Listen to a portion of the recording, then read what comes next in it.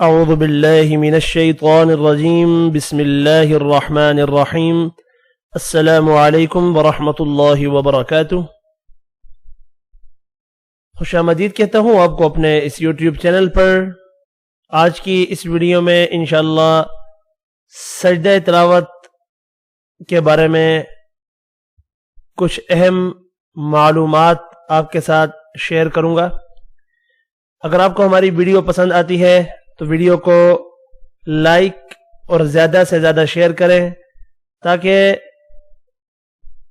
زیادہ سے زیادہ لوگ ان ویڈیوز کا فائدہ اٹھا سکیں، اور چینل کو سبسکرائب کریں۔ سبسکرائب کے بعد ایک بیل آئیکن آئے گا، اس کو پریس کریں تاکہ جیسے ہی ہمارا چینل اپڈیٹ ہو تو آپ کو نوٹیفیکیشن آ جائے۔ سجدہ تلاوت کا بیان۔ قرآن شریف میں 14 مقام ایسے ہیں جن کے پڑھنے یا سننے سے سجدہ کرنا واجب ہوتا ہے، اس کو سجدہ تلاوت کہتے ہیں۔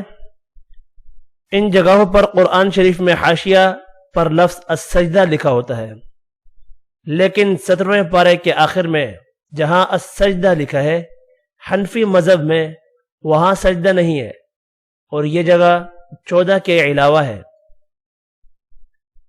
تلاوت کرتے کرتے جس وقت سجدے کی آیت تلاوت کریں اسی وقت سجدہ کر لینا چاہیے۔ اگر کسی وجہ سے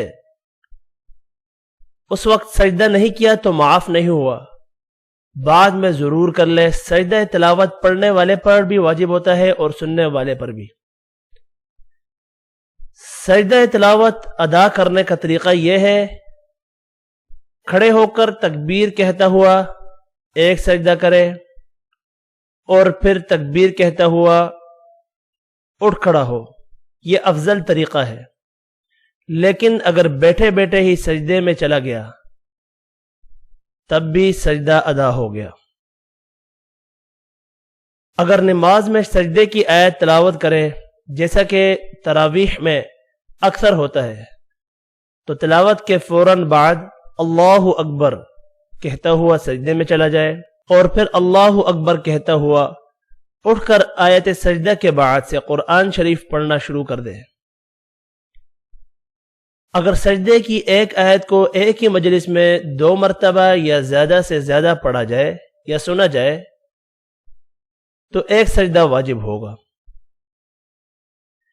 سجدہ تلاوت کی ادائیگی کے لیے بدن، کپڑا، جگہ کا پاک ہونا، ستر ڈھکنا، قبلہ رخ ہونا، سجدہ ادا کرنے کی نیت کرنا، باوضو ہونا شرط ہے، اور جن چیزوں سے نماز فاسد ہو جاتی ہے ان سے سجدہ تلاوت بھی فاسد ہو جاتا ہے۔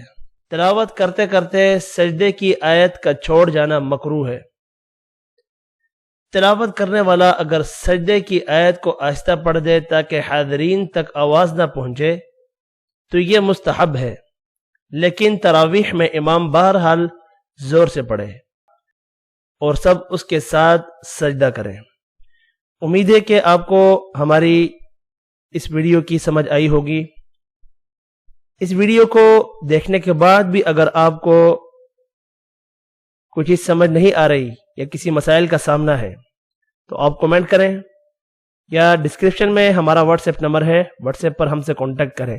اس کے علاوہ اگر کوئی آپ کا مسئلہ ہے واٹس ایپ کریں، انشاءاللہ اس پر بھی ویڈیو بنا کر آپ کے سامنے پیش کی جائے گی۔ ملتے ہیں نیکسٹ ویڈیو میں، تب تک کے لیے اجازت، اپنا خیال رکھیے گا، اللہ حافظ۔